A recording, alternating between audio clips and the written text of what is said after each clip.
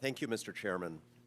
A week or 10 days ago, critics of the administration were saying that President Biden was weak and incompetent because he was somehow failing to impose SWIFT sanctions on Russia, banning their use of the SWIFT currency exchange system.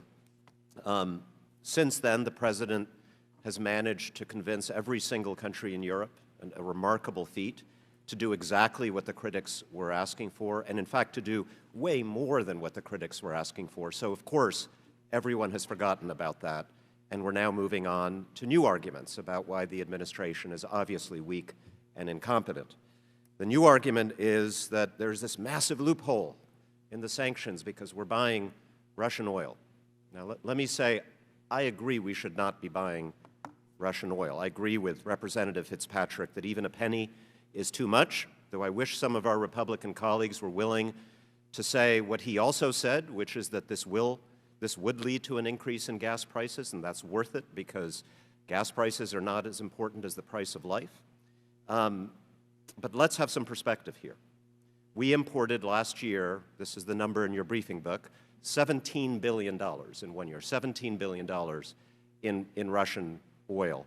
Just yesterday, in one day, the major energy company in Russia, Gazprom, lost 97% of its value. It lost more than $65 billion in value in one day. Compare that to $17 billion over a year, and that's just one company in one day. So it's a drop in the bucket compared to what the administration has already done. Let's do it, but let's have some perspective. Now, I've got a question also related to Ukraine. And I'll start by saying the administration, the President, has drawn a line against direct U.S. military involvement in the conflict. And as hard and as painful as it is to watch what is happening right now in Kyiv and Kharkiv, I agree with that decision. The lessons of the Cold War argue for sticking to that line. But I wanted to ask you about another piece of Cold War history. 1948, the city of Berlin is besieged, blockaded.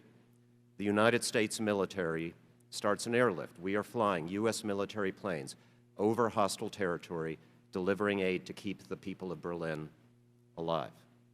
We didn't fire or shoot at the Russians, but we in effect dared them to shoot at us, and they didn't. We may very well face a situation like that very soon in Kyiv, for example. Imagine if the government, the sovereign government of Ukraine, surrounded on all sides in their capital, asks us to fly to airlift supplies across their territory, their country, into the city. I don't want to ask you if you think we should do that, whether that's a good idea. I know you cannot answer that question.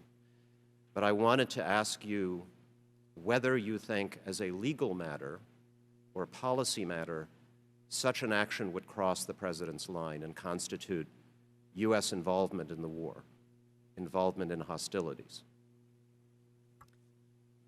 So thank you, Congressman. We are all very cognizant that the humanitarian disaster that we are witnessing is likely to get much worse.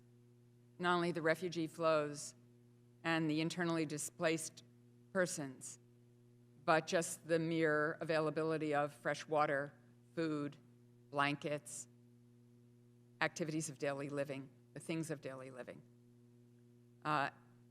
The USAID administrator and Nancy Jackson, the acting head of PRM at the State Department, Population, Refugees, and Migration, were just in Poland and in Brussels, working through all of the options we have to ensure humanitarian assistance. And you know well from your own work, both in the administration and here in Congress, that we have lots of options that are under discussion or people will look at: humanitarian corridors, ways to make sure provisions get across borders, both overtly and perhaps in other ways. And I think we will have to look at every option. But in assessing those options, we want to be very thoughtful about what will be escalatory, what might lead us into a world war which no one wants to see. And so those are the very difficult analyses that will have to be made in the coming days. I understand. I mean, we now have unmanned drones that can deliver supplies. Yes. And I would just say that the beauty Very of the good Berlin point. airlift was not just its practical success, but its moral force. And I recognize the dangers, but I think it's something we're going to have to confront fairly soon, and I would advocate for boldness in that situation. Gentleman's time has expired. I now recognize Representative Nicole Mallinowski of New York for 5 minutes. Thank you, Mr. Chairman. I want to thank my colleagues for the great line of questioning and discussion that's